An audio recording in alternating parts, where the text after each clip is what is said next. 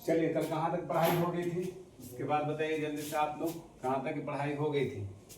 हम लोग एक छोटा सा रिवीजन क्लास लेते हैं आज की क्लास, उसके बाद फिर इंशाल्लाह आगे हम लोग चलेंगे। जैसे कि हेडिंग मैंने डाल ही दिया है कि हम क्या पढ़ाने वाले हैं, लेकिन उससे पहले हम लोग थोड़ा सा एक तरह से रिवाइज कर लेते हैं। हम लोग कल का जो हमारे लिए इम्पोर्टेंट कल का क्लास में पढ़े थे हम लोग, उसके बारे में थोड़े से डिस्कस कर लेते हैं। उसके बाद इंशाल्लाह आगे चलेंगे।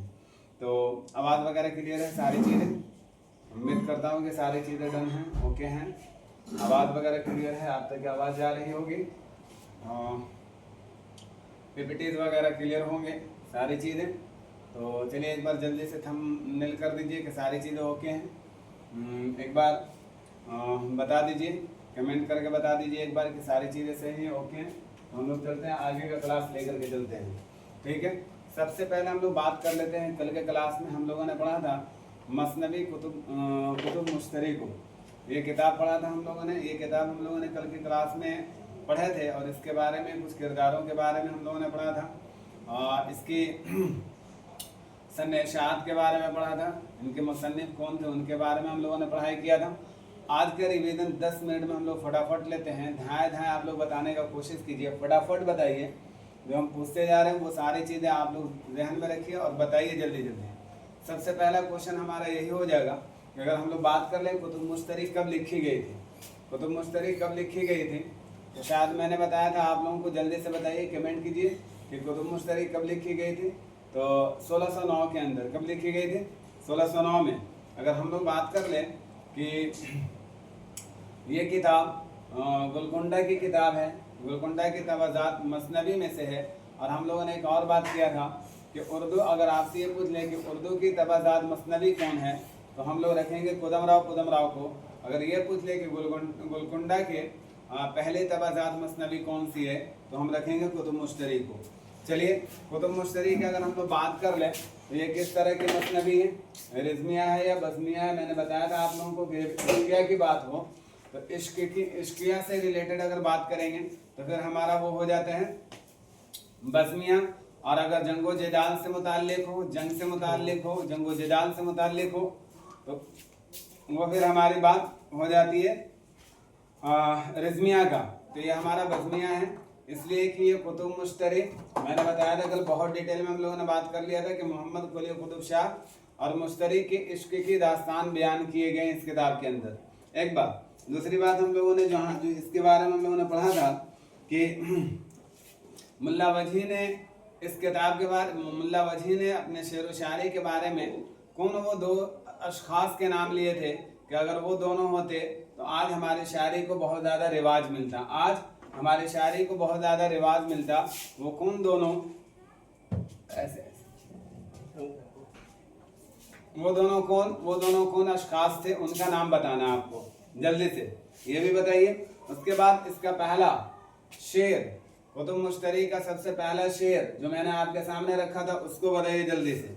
अगर हम लोग इस किताब के बारे में और अगर थोड़ी सी बात कर लें तो ये किताब किसकी फरमाइश पर लिखी गई थी, ये किताब किसकी फरमाइश पर लिखी गई थी, ये भी आपको जल्दी से आंसर करना है। अगर हम लोग बात कर लें कि इसके अंदर किरदारों की बात अगर की जाए तो किरदारों में बहुत सारे किरदार थे, जिसमें कुछ अहम किरदार थे जिनको याद रखना हमारे लिए ज़रूरी है, जिनको याद करना हमारे लिए एकदम ज़रूरी है। जिसमें सबसे पहला अगर हम लोग बात कर लें कि इस मसनवी का हीरो कौन था, इस मसनवी का हीरो कौन है, तो हम लोग मोहम्मद कुली कुतुब शाह को रखेंगे। और अगर इनकी अगर हीरोइन की बात की जाए तो हीरोइन कौन थे, मतलब इसका अहम किरदारों में अगर देखा जाए तो मोहम्मद कुली कुतुब शाह हीरो हो जाएंगे। और इनकी जो ये कह सकते हैं महबूबा, वो होती है मुश्तरी। इसी तरह इनके अलावा और भी दीगर किरदार थे। जैसे अगर हम लोग बात कर लें, जैसे इनके किरदार पे अगर बात कर लिया जाए तो इनके सारे किरदार, जितने भी किरदार हैं वो किस पर नाम किस पर रखे गए हैं, तो मैंने आपको बताया था कि सारे के सारे नाम जो होते हैं सैयारों पर रखे गए हैं। किस पर रखे गए हैं, सैयारों पर रखे गए हैं। इनमें बहुत सारे किरदार हैं। जैसे अगर हम लोग बात कर लें, एक महताब परी हैं, इसी तरह मर्रे खां हैं। मर्रे खां के साथ इनके साथ एक उस इंसान का नाम बताइए उस व्यक्ति का नाम बताइए जो मोहम्मद कुली कुतुब शाह के साथ बंगाल का सफर किया था। वो कौन इंसान थे, वो नाम बताइए। और ये भी साथ में बताइए कि मोहम्मद कुली कुतुब शाह के साथ सफर जो किया था उन्होंने, वो किस भेष में वहां तक गए थे, ये भी आपको बताना है। आप ये भी बताइए कि जो मर्रे खां थे, इनके वालिद मोहतरम किस बादशाह के वजीर आजम थे, किस बादशाह के वजीर आजम थे, ये भी आपको बताना है। चलिए आगे बताइए जल्दी से। उस बादशाह का नाम बताइए जो सुल्तान का बादशाह कहलाया, जो सुल्तान का बादशाह कहलाया, उस बादशाह का नाम बताइए। और उसी के वजीर आजम थे मर्रे खां के वालिद, और मर्रे खां के वालिद का नाम क्या था वो भी आप बताइएगा जल्दी से। इसी तरह आप बताइए जल्दी से एक और पॉइंट, जल्दी से आप बताइए कि इसमें एक और किरदार है। महताब परी तो एक कॉमन है जो ऑलरेडी मोहम्मद कुली कुतुब शाह जब जाते हैं तो वो ऑलरेडी राक्षस के चक्कर में जब पड़ते हैं तो वहां पे ही इनकी मुलाकात महताब परी से होती है। और ये भी बताइएगा साथ में कि महताब परी ने कौन सा घोड़ा बतौर हदिया या बतौर निशानदेही मोहम्मद कुली कुतुब शाह को दिया था। और ये भी साथ में बताइएगा कि मोहम्मद कुली कुतुब शाह ने इनको कौन सी चीज दी थी, बतौर हदिया या फिर बतौर इनाम या बतौर निशान, ये भी बताइएगा। इसके अंदर एक और किरदार है सुलखन परी का। किसका है? सुलखन परी का, जो हमने बताया था आप लोगों को। महताब परी की कनीज अगदादे राह होती है, वो महताब की खिदमत में सैयारा बनकर सितारा बनकर रहती है, सुलखन परी। ये भी नाम याद रखिएगा, ये भी नाम आप याद रखिएगा। ये साथ में बता दीजिएगा आप लोग जल्दी से कि मोहम्मद कुली कुतुब शाह के साथ बंदिश में वो कौन था और वो किसके चक्कर में गया था, किस पर उसका दिल आ गया था, किस पर वो पैदा हो गया था, और उस व्यक्ति का नाम क्या था, ये भी साथ में बताइएगा। और उन मुश्तरी की छोटी बहन का नाम बताइए, छोटी बहन का नाम बताइए जिस पर मर्रे खान पैदा हुआ था, उसका भी नाम आप बताइएगा साथ में, उसका नाम क्या था। और उसके बारे में ये कहा जाता है कि उसकी जो आवाज़ थी वो इतनी ज़्यादा खुशनुहान थी कि वो बहुत ज़्यादा, यहाँ तक कि कहा गया है कि हज़रत दाऊद अलैहिस्सलाम से भी ज़्यादा आवाज़ की मलका थी। एक तरह से कह सकते हैं कि मतलब उनकी आवाज़ बहुत अच्छी थी, ये कह सकते हैं। शहजादा और उत्तारद क्या बन करके सफ़र किए थे, क्या बन करके वहाँ गए थे? बंगाला के शहजादे को हासिल करने के लिए कौन सा भेष बदल करके गए थे? ये सारा का सारा क्वेश्चन है, प्रीवियस क्वेश्चन भी है, और सारा का सारा क्वेश्चन जो मैं पूछ रहा हूँ आपके लिए बहुत इंपॉर्टेंट है।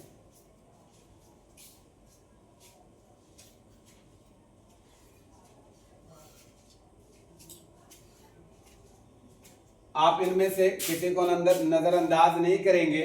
यही याद कराने का एक बहुत अच्छा ट्रिक लेकर के आया हूँ ताकि आप यहीं पे सारी की सारी चीजों को याद कर लीजिए। यहाँ तक की बात समझ में आ गई। अब आगे देखते हैं, कुतुब मुश्तरी को मुल्ला वजही साहब ने कितने दिनों में लिखा था, कितने दिनों में तकमील तक पहुंचाया था? ये भी आंसर कीजिए जल्दी से, फटाक से। आप लोग कमेंट नहीं करते हो, कमेंट करके ज्यादा से ज्यादा आंसर करने का कोशिश कीजिएगा। और ये क्लास जो हमारा क्लास चल रहा है, जैसा कि मैंने TRE 4 के लिए सिलेबस बताया था, उसमें याद रखिएगा मैंने आपको बताया था दो हिस्सों में मैंने डिवाइड किया था, एक उर्दू कवायद और एक उर्दू अदब। तो उर्दू अदब में याद रखिएगा क्वेश्चन यहीं से बनाए जाते हैं, क्वेश्चन यहीं से फॉर्म किए जाते हैं। तो सिर्फ UGC नेट वाले नहीं बल्कि उर्दू के हर कम्पिटेटिव एग्जाम जिसकी तैयारी आप लोग कर रहे हैं उनके लिए ये क्लास बहुत इंपॉर्टेंट है। आपको क्लास मिस नहीं करना है। क्लास कैसा लगता है इसके बारे में ज़रूर कमेंट करके बताया कीजिए। क्लास आपको जैसा भी लगता है, खा वो नेगेटिव फीडबैक हो या पॉजिटिव फीडबैक हो, फीडबैक देने की जहमत किया कीजिए। क्लास अगर अच्छा लगता है तो ज़्यादा से ज़्यादा शेयर कीजिएगा, लाइक कीजिएगा, और MS उर्दू एकेडमी क्लास को सब्सक्राइब करना ना भूलिएगा, ताकि इंशाल्लाह आने वाले समय में आपको हर तरह की एग्ज़ाम के लिए हम जिस तरह से खड़े हैं आपके लिए, ताकि आप भी हमारे शाना बशाना खड़े हो सकें। ये याद रखिएगा, आपके लिए नहीं बल्कि आपके आने वाले हर एक रिश्तेदार व अकारिब, आपके हर एक साथी, आपके हर एक फैमिली से रिलेटेड जितने भी लोग हैं, सारे लोगों के लिए इंशाल्लाह आगे ये बहुत कारगर साबित होने वाला है ये क्लास। ठीक है, चलिए ये बता दीजिए जल्दी से, कुतुब मुश्तरी को मुल्ला वजी साहब ने कितने दिनों में लिखा था, ये बताइए। इसी तरह से ये भी बता दीजिए साथ में कि इनमें किरदारों की तादाद कितनी है, ये भी साथ में बता दीजिए, जल्दी से फटाक से बता दीजिए। और ये बताने का कोशिश कीजिएगा कि अब्दुल मोहम्मद कुली कुतुब शाह के वालिद का नाम क्या था। वालिद का नाम था मोहम्मद कुली कुतुब शाह के वालिद का नाम क्या था। और इसी तरह मुल्ला वजी साहब ने उन चारों बादशाहों का जो दौर देखा था, उन चारों बादशाहों का नाम क्या था, ये भी आप बताइएगा साथ में। एक क्वेश्चन लास्ट में और कर लेता हूँ आप लोगों से, बहुत इंपॉर्टेंट क्वेश्चन है ताकि आपका जहन में रहे। वो क्वेश्चन भी बता दीजिए साथ में कि इस किताब को सबसे पहले तरतीब देने वाले कौन शख्स थे और कौन सी तारीख में उन्होंने इसे तरतीब दिया था, और तरतीब देकर कौन सी जगह से, कौन सी प्लेटफॉर्म से उन्होंने इसको मुरतब करके शाये कराया था। ये भी क्वेश्चन आपके लिए बहुत इंपॉर्टेंट है। बट चले अब आगे का हम लोग क्लास देखते हैं। आज हम लोग जो पढ़ने वाले हैं यूजीसी नेट जेआरएफ दिसंबर 2025 टारगेट बैच है हमारा। आज जो हमारा टॉपिक होगा वो मसनवी से ही रिलेटेड होगा। जो आज हम लोग पढ़ने वाले हैं शेख मोहम्मद मजहरुद्दीन इब्न निशाती। इब्न निशाती से ही बहुत ज़्यादा मशहूर है और इब्न निशाती के नाम से ही क्वेश्चन बनता है। लेकिन आपको ये याद रखना है कि इनके नाम से भी क्वेश्चन बनाए जाते हैं, मतलब इनके नहीं बल्कि जितने भी शोरा किराम हैं इनके असल नाम भी पूछे जाते हैं। इस वजह से मैंने आपके सामने नाम भी लिख रखा है मोहम्मद मजहरुद्दीन। मोहम्मद मजहरुद्दीन। आप में से कोई साथी ऐसा है जो इससे पहले एग्जाम में बैठा था, वो इतनी जहमत जरूर करेंगे कि आप ये बता दीजिए साथ में कि इनके वालिद मोहतरम का नाम क्या था। इनके वालिद मोहतरम का नाम क्या था वो भी आप साथ में बता दीजिए। अगर आपको याद है तो आप बताइए, वरना हम रिपीट कर देंगे आपको। इसी वजन पे मोहम्मद मजहरुद्दीन के ही वजन पे इनके वालिद का नाम शेख फखरुद्दीन था, या मोहम्मद फखरुद्दीन था। मजहरुद्दीन फखरुद्दीन, ये दोनों पॉइंट याद रखना हम लोगों को। शेख मोहम्मद मजहरुद्दीन। इब्न निशाती की बात अगर हम लोग कर लें तो इब्न निशाती गोलकुंडा के बाशिंदा थे, सुल्तान अब्दुल्ला कुतुब शाह के दरबारी शायर थे, याद रखिएगा। इससे पहले जो मैंने एक पॉइंट बताया था वो भी आपके लिए इम्पोर्टेंट, ये भी आपके लिए इम्पोर्टेंट। मैंने वहां बताया कि मुल्ला वजी साहब किसके दरबारी शायर थे, किसके दरबारी शायर थे, तो मैंने वहां पे आपको बताया था मोहम्मद कुली कुतुब शाह के दरबारी शायर थे।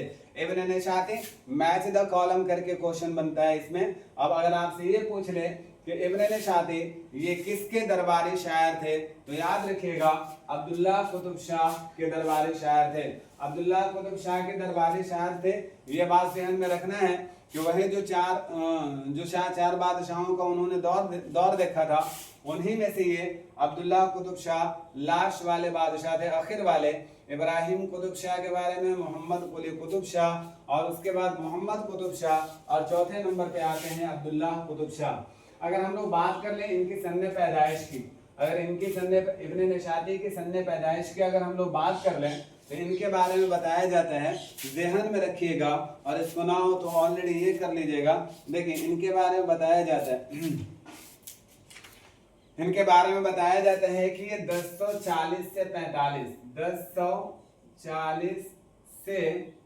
45 के बीच में पैदा हुए हैं, मतलब श्योरिटी नहीं है, कंफर्म नहीं है।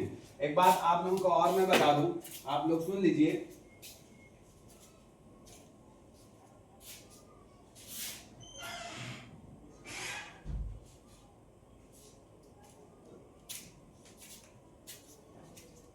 एक बात और ध्यान में आप लोग रखिएगा कि जब कोई भी शोरा की सन्ने पैदाइश की अगर बात करें तो याद रखिएगा एक बात, बहुत अच्छा ट्रिक वाली बात बता रहा हूँ, सुनिए।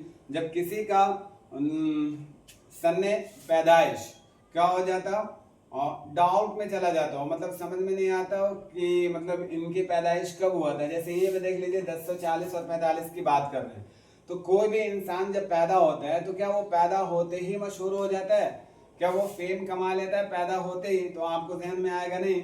लेकिन जब वो इंसान अपना किरदार निभाता है दुनिया में आकर के, वो कितना बड़ा होता है, कितना महान बनता है, कितना ज़्यादा वो फेम कमाता है, उसके बाद उसकी जब नाम होती है तो याद रखिएगा उसका सन्ने पैदाइश और सन्ने वफात को क्लियर किया जाता है और सन पैदाइश में थोड़ी सी डाउट हो जाती है, इसलिए डाउट हो जाती है कि वो ध्यान में रहता नहीं है कब वो पैदा हुए, लेकिन सन वफात कम पूरा हो जाता है, सन वफात के बारे में जानकारी हो जाती है। अगर हम लोग बात करें 1440 और मतलब 1040 और 45 के बीच में इनके पैदाइश हुई थी। अगर देखिए ये याद रखिएगा, हिजरी की बात कर रहा है, किसका बात कर रहा, 1040-45 हिजरी की बात कर रहा है कि इसमें इनकी पैदाइश हुई है। अगर इनको हम लोग ऐसे देख लें, चलो मैं एक चीज ऑलरेडी आपको क्लियर करना चाहूंगा। जैसे देखो यहाँ पे मैंने लिखा है 1655 मतलब इनकी किताब जो है ना मसनवी फूलबंद, इसकी इशाअत 1655 में हुई है। तो 1655 की अगर हम लोग बात कर लें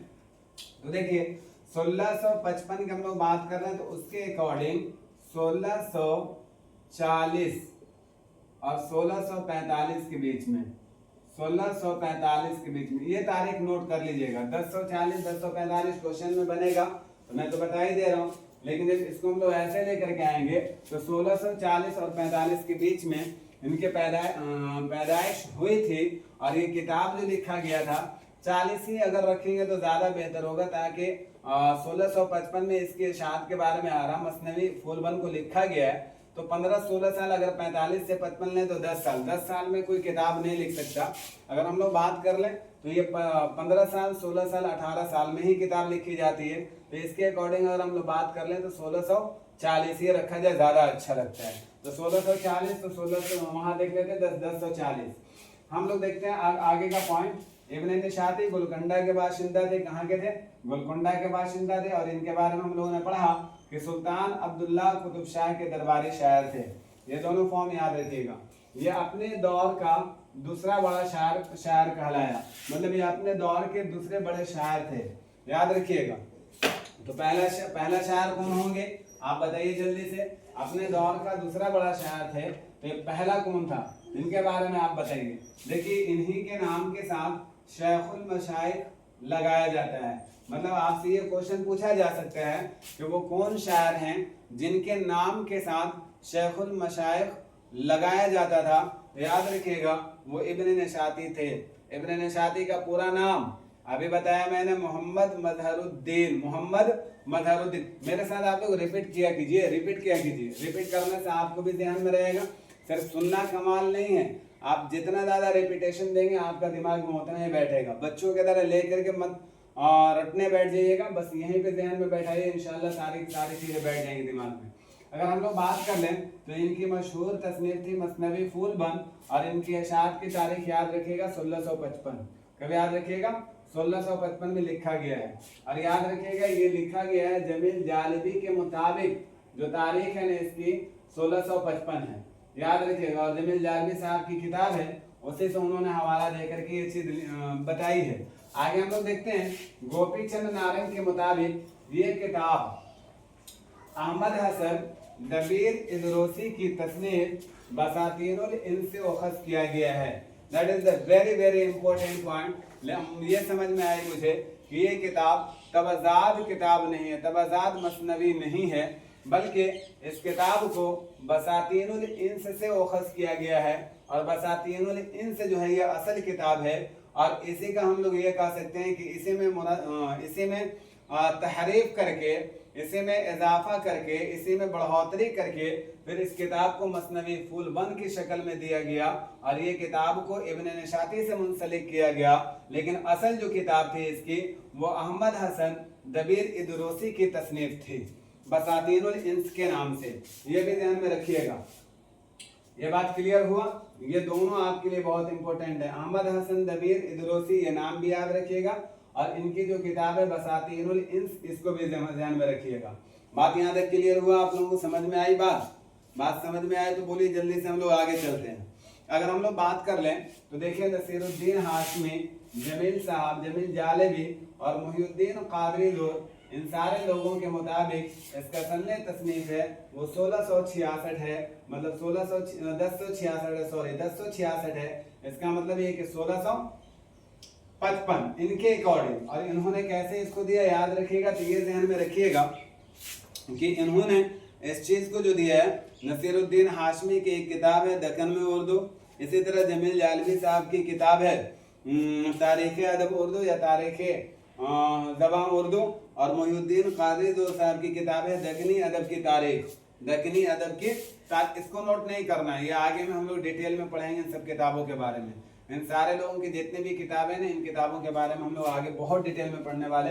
ये मत लिखिएगा, बस इतना याद रखिएगा कि नसीरुद्दीन हाशमी अपनी किताब में दक्कन में उर्दू, जमील जालवी तारीख ज़बान उर्दू, और इसी तरह मोहिउद्दीन कादरी, ये सारे लोग अपने किताब के मुताबिक बताते हैं कि इनकी सन्ने तसनीफ, इस किताब की जो सन्ने तसनीफ है वो 1066 है। लेकिन वहीं पे एक और मुहक्किक आते हैं अब्दुल कादिर सरवरी, अब्दुल कादिर सरवरी कहते हैं इनके मुताबिक इन्हें 1066 नहीं है बल्कि 1076 है। कब का है? 1076 है। आगे देखते हैं, ये दोनों लोगों को याद रखिएगा ना। एक तरफ एक डिपार्टमेंट, अगर डिपार्टमेंट के अकॉर्डिंग बात करें तो एक तरफ नसीरुद्दीन हाशमी, मोहिउद्दीन कादरी जो जोर और जमील जालिबी, ये तीनों लोग एक वक्त बताते हैं, एक समय बताते हैं, मुतय्यना वक्त पर ये लोग मुत्तफक हैं। ये सारे लोग ये कहते हैं कि 1066 के अंदर हुआ है, लेकिन एक ऐसे मुहक्किक हैं अब्दुल कादिर सरवरी, ये कहते हैं कि नहीं 1066 नहीं बल्कि 1076 है। ये बात याद रखिएगा। सैयद अहमद खान हुनर ने फूल बन के जवाब में बहुत इंपॉर्टेंट बात बताने जा रहा हूँ, देखिएगा। सैयद अहमद खान हुनर ने फूल बन के जवाब में एक किताब लिखी थी। उस किताब का नाम था नया दर्पण। क्या था? नया दर्पण। अब नया दर्पण आप बोलिएगा कि नया दर्पण बोल सकते हो इसको। नया दर्पण के नाम से एक किताब इन्होंने इसके जवाब में, किसके जवाब में? मसनवी फूल बन के जवाब में इन्होंने सैयद अहमद खान हुनर ने एक किताब लिखी थी जिसका नाम था नया दर्पण। क्या था? नया दर्पण। ये भी याद रखिएगा। फूल बन में किस्से पैदा करने वाली रवायत पाई जाती है, रवायत मिलती है। अभी आपसे पूछा जा सकता है, इट कैन बी आस्क्ड, ये क्वेश्चन फॉर्म किया जा सकता है आपके लिए कि वो कौन सी मसनवी है जिसमें किस्से से किस्सा पैदा करने वाली सिफात पाई जाती है। वो कौन सी मसनवी है? ऑप्शन देगा मसनवी कुतुब मुश्तरी, कुदम राव, मसनवी फूलबंद। इसी तरह आपसे पूछा जाएगा मसनवी अली नामा। ये आपके सामने रखा जा सकता है, आपको आंसर करना है। तो याद रखिएगा वो कौन सी मसनवी है जिसमें किस्से से किस्सा पैदा करने वाली सिफात पाई जाती है। तो याद रखिएगा मसनवी फूलबंद। मसनवी फूलबंद के मुसन्निफ कौन है? शेख मोहम्मद मजहरुद्दीन इब्न निशाती। शेख मोहम्मद मजहरुद्दीन इब्न निशाती। इब्न निशाती के बारे में हम लोगों ने काफी डिटेल से जाना। आगे देखिए, इस मसनवी के अंदर 39 सनतें पाई जाती हैं। ये भी बहुत इंपॉर्टेंट 2023 वाला ये में अटेम्प्ट में ये क्वेश्चन पूछा गया था आपसे, तो याद रखिएगा, इसको भी याद रखिएगा। यही एक ऐसा मसनवी है या मसनवी फूलबंद ही वो मसनवी है जिसमें 39 सनतें पाई जाती हैं, 39 सनतें लाई गई हैं। ये भी याद रखिएगा। अगर आगे हम लोग देखते हैं मसनवी फूलबंद अब्दुल्ला कुतुब शाह के मदह में, मसनवी फूलबंद में अब्दुल्ला कुतुब शाह के मदह में 38 अशआर कहे गए हैं। अब ये क्वेश्चन आपसे पूछा जाएगा कि मसनवी फूलबंद में किस बादशाह का जिक्र मिलता है या किस बादशाह की मदह सराई की गई है। तो ये नाम याद रखिएगा, मसनवी फूलबंद में अब्दुल्ला कुतुब शाह, किनका? अब्दुल्ला कुतुब शाह के मदह में 38 अशआर कहे गए हैं। आगे देखिए, इसकी तरतीब के एतबार से, किसकी? मसनवी फूलबंद की तरतीब के एतबार से अगर हम लोग बात कर लें तो मसनवी अलिफ लैला से ज्यादा मुशाबे रखती है। यह भी पॉइंट हमारे लिए बहुत इंपॉर्टेंट है। मसनवी अलिफ लैला के तर्ज पर लिखने वाली अगर कोई मसनवी है तो उस मसनवी का नाम है मसनवी फूलबंद। मसनवी फूलबंद। इसके अंदर कितनी सनातें पाई जाती हैं? 39 सनातें पाई जाती हैं। कब लिखी गई है? तो 1600, 1066 और 1076, ये दोनों याद रखिएगा कॉल को। एक कॉल जमील जालवी के साथ मुत्तफक है मोहिउद्दीन कादरी और नसीरुद्दीन हाशमी। एक और है अब्दुल कादिर सरवरी, जो अलग है इनसे, उनको अलग कर दीजिएगा तो उनका अलग हो जाएगा। वो बोलते हैं कि 1076। यहाँ तक की बात क्लियर हो गई आप लोगों का? यहाँ तक की बात क्लियर हो गई? तो अब्दुल्ला कुतुब शाह के मदह में 38 अशआर कहे गए थे। अगर हम लोग बात कर लें मसनवी फूलबंद, तो किस्सा दर किस्सा की तकनीक पाई जाती है। इस मसनवी में किस्सा दर किस्सा की तकनीक पाई जाती है। फन किस्सा दर किस्सा होता क्या है, तो इसको जरा सुनेंगे। फन किस्सा दर किस्सा के अदना नमूना वो होते हैं जिनमें किसी बादशाह या अमीर के सामने उसका कोई वजीर या नदीम या कोई जहां दीदा शख्स या के बाद दिगरे चंद किस्से बयान करता है, जैसे फूलबन के किस्से। फूलबन में अगर हम लोग बात कर लें, मतलब एक ऐसा तरकीब, एक ऐसा तरीका, एक ऐसा विधि, मेथड कि मतलब हम जिसके बारे में बात कर रहे हैं, तो एक ऐसा तरतीब दिया जाए, एक इस तरह से अपने शायरी को तरतीब दिया जाए कि लोगों को समझ में भी नहीं आए और हम अपनी बात से बात को कहते हुए आगे भी बढ़ते चले। इसी को बोलते हैं किस्सा दर किस्सा। अगर हम लोग बात कर लें तो इसकी मरकजी किरदार, अगर मसनवी फूलबंद की अगर हम लोग बात कर लें तो इसकी मरकजी किरदार की अगर बात कर लें तो 3 तारुफी किस्से हैं, मतलब 3 मरकजी किरदार के साथ साथ अगर हम लोग बात कर लें तो 3 इनके ज़िम्नी किरदार भी हैं। ये किस्से कह सकते हैं, मतलब इनके 3 हकीकी किस्से और 3 ज़िम्नी किस्से हैं। आप डायरेक्ट यह कह सकते हो कि इनके 3 किरदार अहम हैं और 3 किरदार इसके ज़िम्नी हैं। ये बात याद रखिएगा। मिला जुला कर के बात यहाँ पे ये आए कि इस किताब के अंदर, इस तसनीफ के अंदर कुल टोटल 6 किस्से हैं। कितने किस्से हैं? टोटल 6 किस्से हैं। यहाँ तक बात समझ में आ गई आप लोगों को?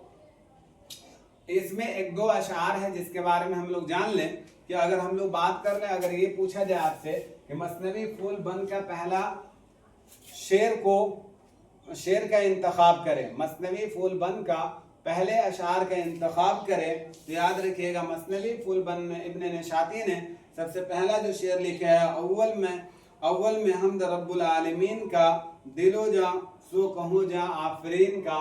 ये इसका पहला मिसरा है या पहला शेर का दोनों मिसरा है, ये याद रखिएगा। यहाँ तक बात क्लियर हुई आप लोगों को? यहाँ तक के बाद सारे लोगों को क्लियर हो गया जितना चीज मैंने आपको बताया।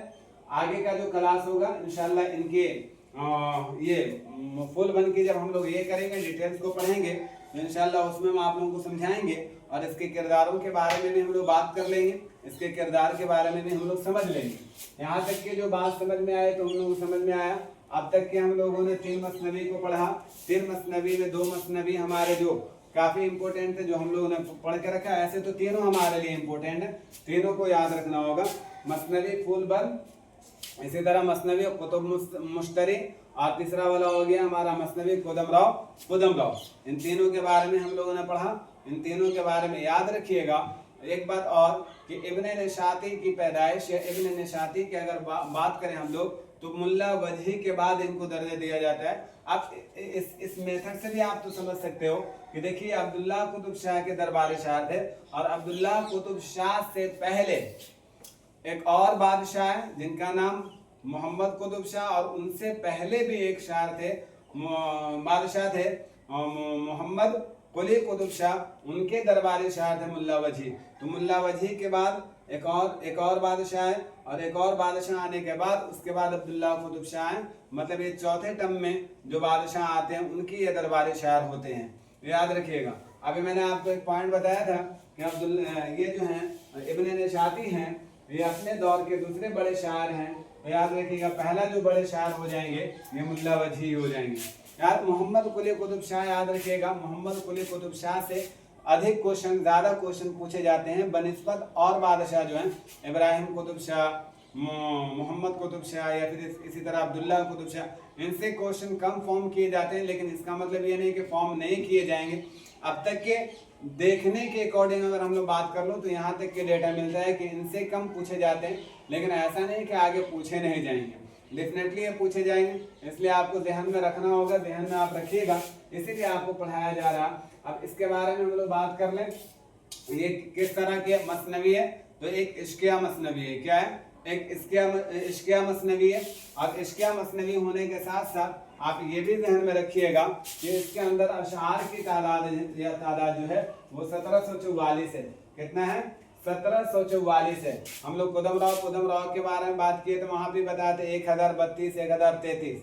वो भी पॉइंट याद रखिएगा। ये भी अशार की तादाद 1744 याद रखिएगा। किस तरह के मसनवी है?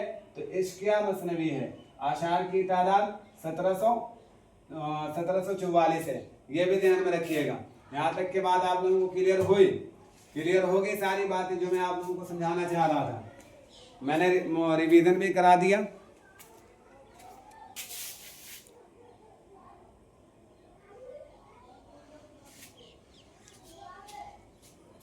जहन में रिवीजन वाली भी बात रखिएगा। और यहाँ से भी 2-4-10 क्वेश्चन ऑलरेडी कल के क्लास में हम लोग इस पे क्या करेंगे, बात करेंगे। इस पर हम लोग कल के क्लास में मुकम्मल तरीके से प्रैक्टिस करेंगे। हमारा कल का प्रैक्टिस सेशन रहेगा, फिर उसके बाद हम लोग ये करेंगे, आगे का क्लास को देखेंगे। तो फिर हम लोग कल के क्लास में प्रैक्टिस करेंगे, ज़्यादा से ज़्यादा प्रैक्टिस करेंगे। और ये याद रखिएगा, खुसूसन मैं उन बच्चों से मुतवज्जे हूँ जो TRE 4 में बैठना चाह रहे हैं। इस बार बिहार टीचर्स वैकेंसी आ गई है, ये आने वाली है। जैसा कि आप लोगों को मालूम होगा, आप लोग हमसे ज़्यादा अपडेट रहते होंगे, सोशल मीडिया का ज़माना है तो सारे लोग ऑलरेडी अपडेट होंगे। अगर वो लोग जो इस बार TRE 4 में बैठना चाहते हैं, उनके लिए भी बहुत इंपॉर्टेंट क्लास है। आप लोग भी क्लास को मिस मत कीजिएगा। अदब से मुताल्लिक जितने भी क्वेश्चन फॉर्म किए जाते हैं, यहीं से क्वेश्चन फॉर्म करे जाएंगे, यहाँ से क्वेश्चन फॉर्म किए जाते हैं। आपको अगर बिलीव नहीं है, if you don't believe on me, अगर नहीं है तो आप जाकर के प्रीवियस क्वेश्चन पेपर को उठा करके देख लीजिए, खुसूसन TGT PGT वालों के लिए। ये ध्यान में रखिएगा, खुसूसन TGT PGT वालों के लिए, प्राइमरी टीचर वालों के लिए नहीं।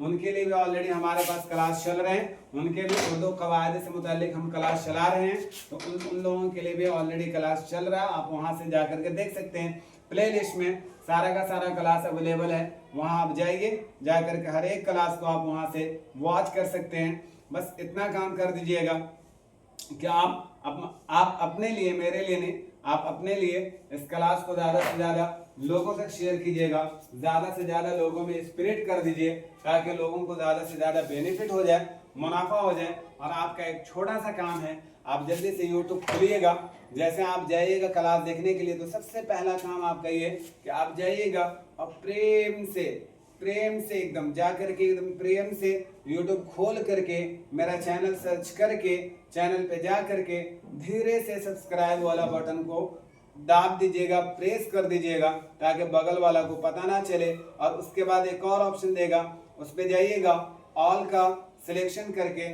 जल्दी से बेल आइकन को प्रेस कर दीजिएगा, ताकि आपके पास हमारा नोटिफिकेशन समय पर पहुंचता रहे। ठीक है, जिंदगी में एक गलती मत कीजिएगा। जिंदगी में एक गलती करने का मतलब ये है कि आप कोई भी एग्जाम की तैयारी कर रहे हैं, हल्के में मत लीजिएगा, वरना आप हल्का हो जाइएगा। आप मेहनत कीजिएगा, लगन के साथ मेहनत कीजिएगा। कोई भी एग्जाम और कोई भी जॉब आपके लिए छोटा नहीं होता है, सब आपके लिए बहुत इंपॉर्टेंट होते हैं। इसलिए आप जहां से भी तैयारी कर रहे हैं, दिल लगी के साथ तैयारी कीजिए, मुकम्मल तरीके से तैयारी कीजिए, ताकि आपको इसका रिजल्ट मिल सके। मिलते हैं इंशाल्लाह हम लोग नेक्स्ट क्लास में। तब तक के लिए खुदा हाफिज। जाते जाते फिर एक बार मैं आपको कह दूं कि हमारा चैनल को सब्सक्राइब कर दीजिएगा, बेल आइकन दबा दीजिएगा, लाइक एंड शेयर करना ना भूलिएगा। Thanks for watching my videos.